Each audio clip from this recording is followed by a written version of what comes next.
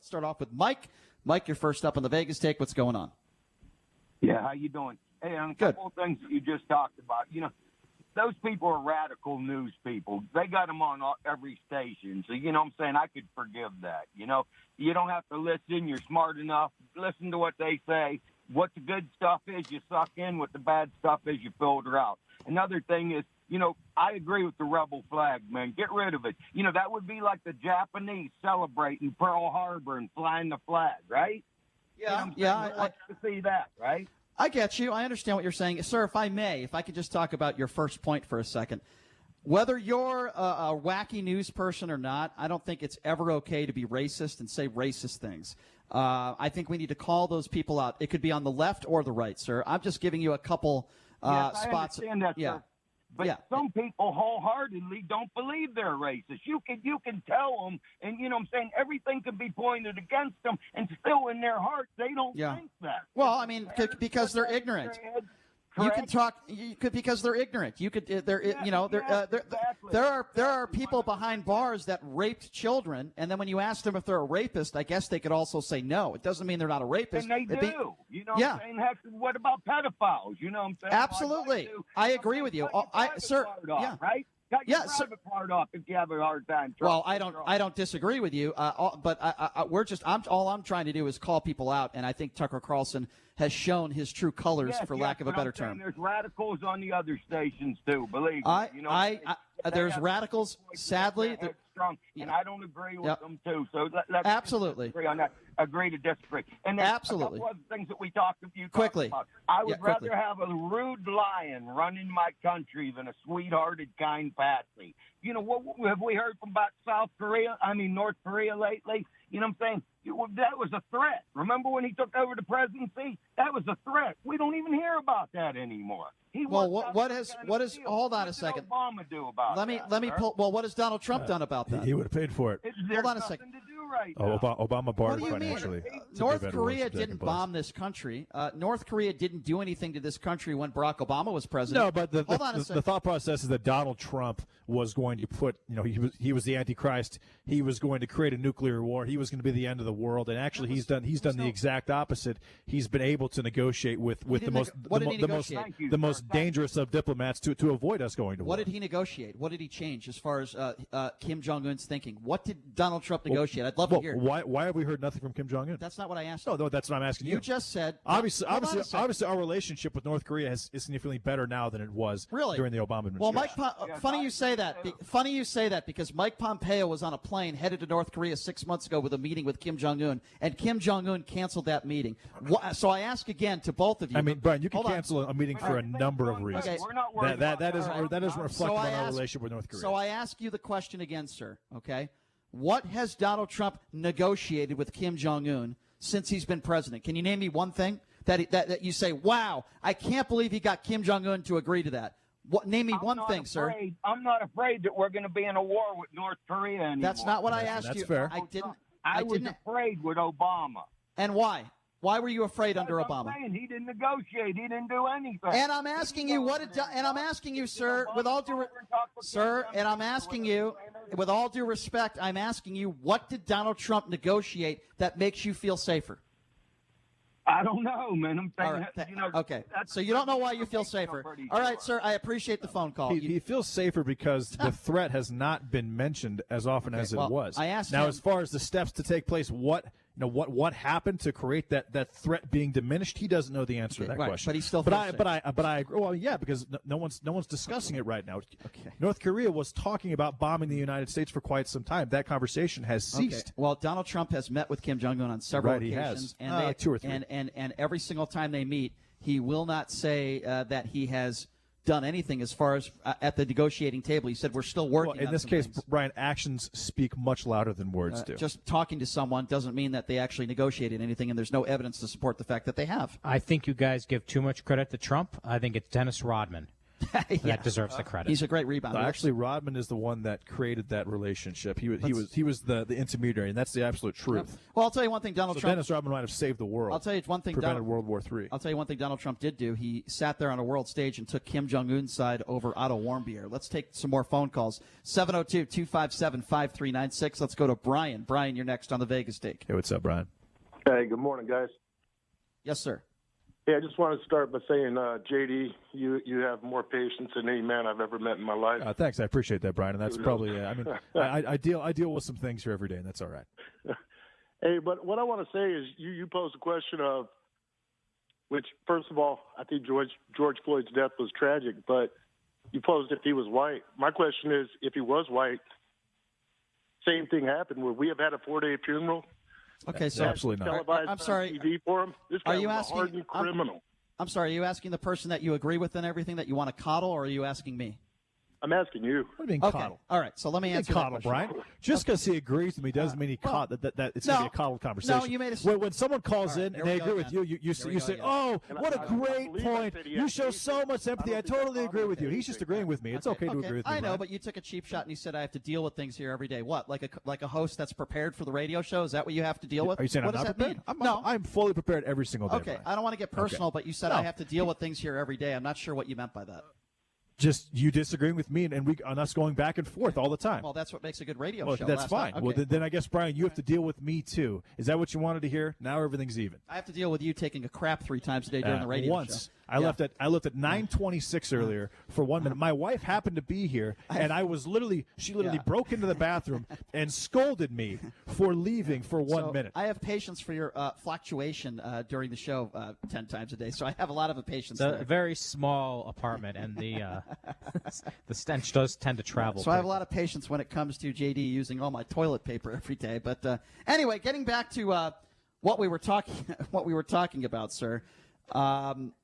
I'm just curious. What is it that you disagree with me on? I mean, let's have a conversation. What is it that you disagree with me on that I've talked about in this show today? He took off. Oh, he took off. Okay, I guess, sir, you're the one that doesn't have patience. 702-257-5396 is the number to call. Let's go to Adam. Adam, you're next on the Vegas take. Hey guys, it's Adam. I called in yesterday, and I wanted to apologize. First off, I was the one with the traffic stop. Okay. Thing you guys thought, but yeah, Honestly, sir, I appreciate that. I just don't remember. He said "F you." Oh, okay. Yeah, at the end, I think, yeah. Well, I appreciate that, sir. Oh, yeah. What's on your mind? But yeah, I wanted to stay on topic. I think our topic was that we were talking about Tucker Carlson, some of the divisive things and hateful things he said. Correct? Yes, sir. Yep. Go ahead. Yeah. So one of the things that I seen that you pointed out, in the recent, past few weeks is on the Ahmaud Arbery case, referring to the father and son as KKK leaders. McClans. Actually, the McClans is what I refer to them as. Yes, sir. Yeah. So I think that would be in the line of divisive, uninformational.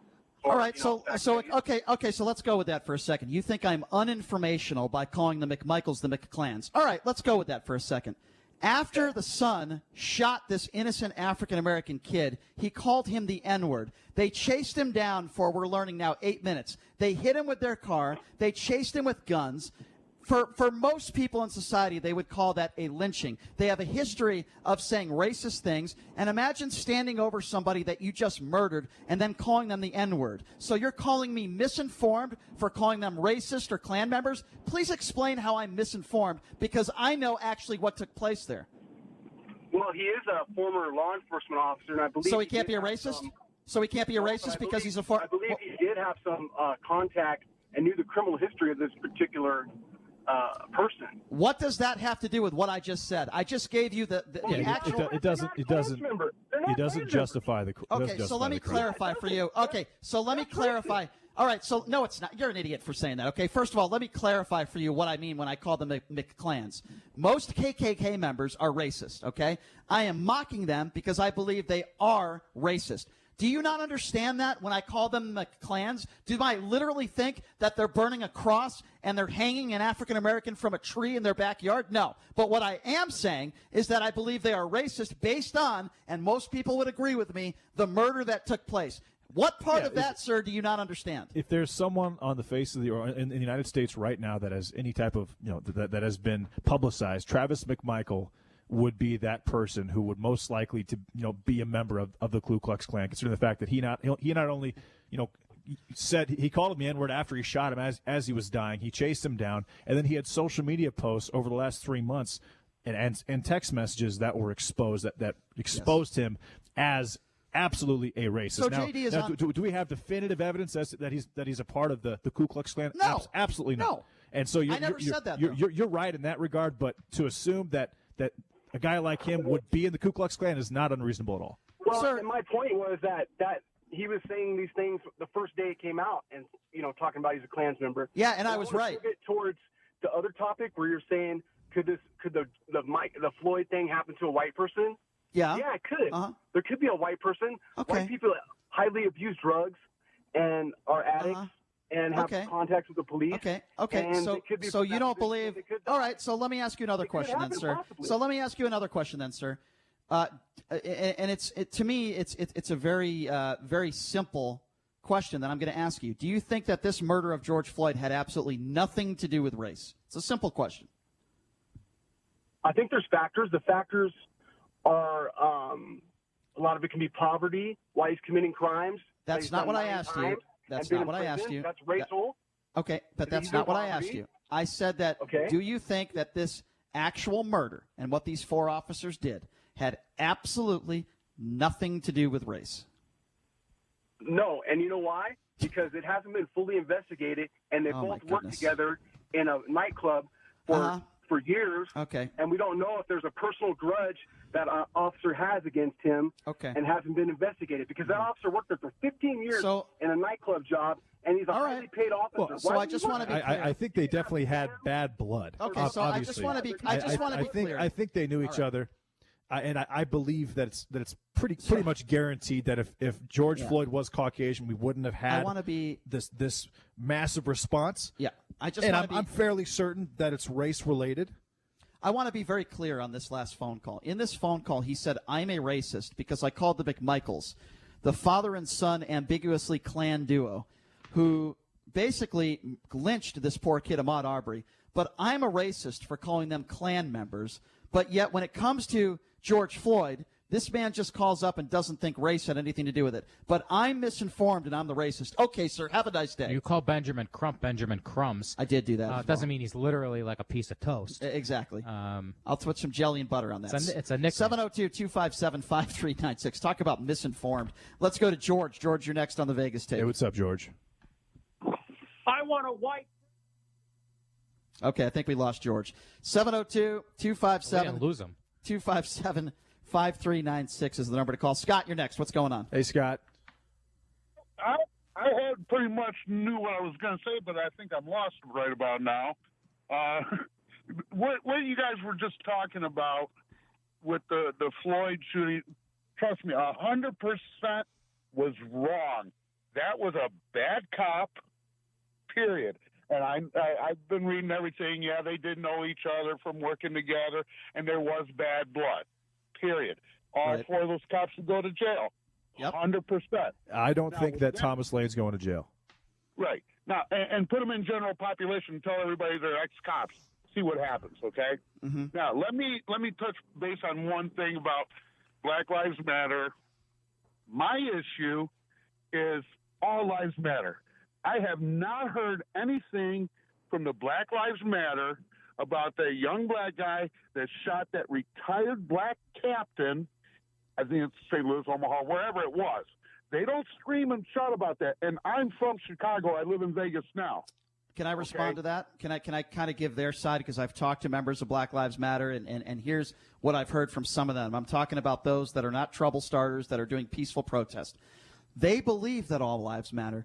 They believe that blue lives matter. They believe that all African-American lives matter. The people that I talk to do have an issue with black-on-black crime. But Black Lives Matter and the Black Lives Matter movement, now you might not like the name. You might think it's misleading.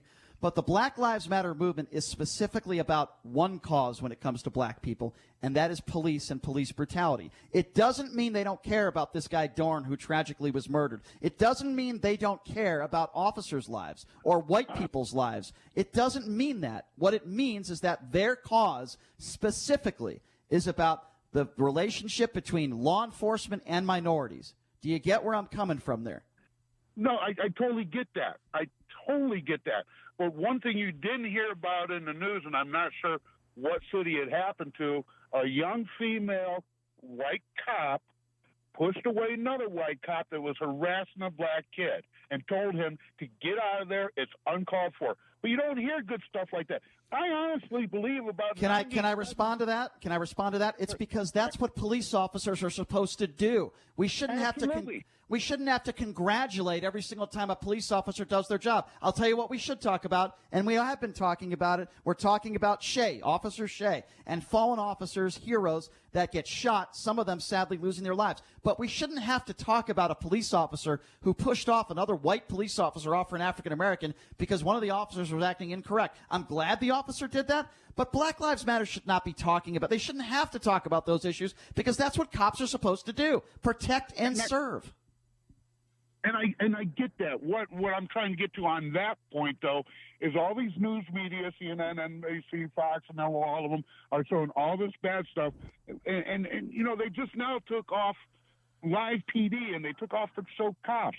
Those are two positive shows that show what cops do correctly. Right. You know, I'll even go further. So the show Paw Patrol, which is a kids program, is now being protested because it is giving an accurate, or it is giving a positive depiction of police officers, and that's kind of what's happening right now. Is that there seems to be an effort, because the general thought process across the country is that police officers are not a good thing, that to take off all these shows like Cops, like Live PD, and Paw Patrol, because they are misrepresenting what police officers actually are in the country, and that is complete and utter BS. Okay, so, sir, and that is the result of the way that this George Floyd death, while it was tragic, has been politicized and is being used as an indictment nationally against police officers. Okay, so and let me go to what that is absolutely disgusting, and it is extremely dangerous for people of all races, especially minorities who live in urban areas, who most likely do need police presence and need to have a good relationship and a good perception, a good overall perception of police officers. Okay, so let me respond. First of all, when I use the word disgusting, I like to picture, sadly, what Chauvin did to George Floyd. To me, that's disgusting. Not taking off a TV show. I would say that's horrific, Brian. Okay, and if I could just continue, I would also say that the show Cops is about money. It's about advertisers. And with all this that's going on in the country, from what I've heard, people that are a part of the show Cops did not feel like they would be able to make a profit because the ratings would drop, and they have dropped recently. That is why the show Cops is off the air. It was a business decision because these shows and the people behind those shows are in the business of making money. Let's go back to very, the phone very calls. convenient that it would happen right now after all this, though, Brian. You can say it's convenient. That's a very interesting spin. But it's not a spin. It's about money. You're telling me that if the George Floyd incident didn't take place, and all these protests and police officers being vilified nationwide, that Cops would still be off air? The answer is no. You're not listening to me, so I will repeat myself again. I did just listen to you. I just explained why you're wrong. So listen to me again. What you're saying is like the opposite of what you thought you heard. I just said, based on everything that is taking place in this country right now, of course that has to do with George Floyd. Listen to what I am saying. They are making a business decision that the advertising dollars will not be there if they continue the show. You obviously didn't listen to what I said. And why would the money not be there? Because the national perception of police officers is not a good one. The money will not. And Cops does the opposite of that, as does Paw Patrol, as does Live PD. The money will not be there because I would argue that Cops, Live PD, and Paw Patrol are more necessary than they've ever been, considering what's been happening in the United States. The money will not be there because there's something called ratings, and when there's no ratings, there's no advertisers, and that's what they were afraid of, and it was a business decision for the fourth time. That's what I'm saying. 702-257-5396. Let's go to Johnny. Johnny, you're next on the Vegas Take. What's up? Brian, I want to back up a little bit. I just truly enjoy when you rap on Wayne Root. He is just like Donald Trump, total exaggerator. Scumbag. Johnny, you're going to like this. Hey, Johnny. Yeah. Johnny, you're going to like this. We're going to talk about it a little bit later on in the show, but Johnny, you're going to like this, my friend. A putz. Yeah, exactly. A putz. So can I just I just wanted to say something real quickly, sir, and then I'll let you respond. So Wayne Allen Root said that police told him to postpone his little rally. Well, guess what? This is Officer Larry Hatfield from Metro Police, who has been on our show before. Quote, I am unable to substantiate that claim. I don't know if he spoke to someone who may have implied it to them or who is not an official representative. We didn't say don't do the rally. You want to have a protest? You can protest about whatever you want. Same rules apply. Just be peaceful. That is Larry Hatfield from Metro Police calling Wayne Allen Root a liar. That's what he is. Absolutely. Him and Trump are identical. Narcissists. Listen, I voted for Trump. I cannot handle another 3 or 4 years of this ultimate division. Secondly, he so dropped the ball with the Floyd family. It was breaking my heart. He sits there with his mouth shut. He cannot call these cops thugs, but he can call my brothers thugs. I've been doing nothing but the last few days giving things to black people that are homeless out on the streets. I feel so bad, and I've been apologizing to them, telling them that I'm one with them, many of them, and I'm so disappointed in Trump. He is so heartless. That's the worst thing. Well, sir, let me say this. What you're doing is a great thing, and I'll tell you something. If you hold a rally, I'll certainly support it because you sound like a good person, and I'm glad you're doing that. You know, when I tried to give homeless people money, Brian, you admonished me for it a couple of times, a couple of years ago back in Washington. You did. You definitely did. You for it. But that's okay. That's not true. That being said, you know, Donald Trump was not invited to that funeral. The family specifically requested that he wasn't there.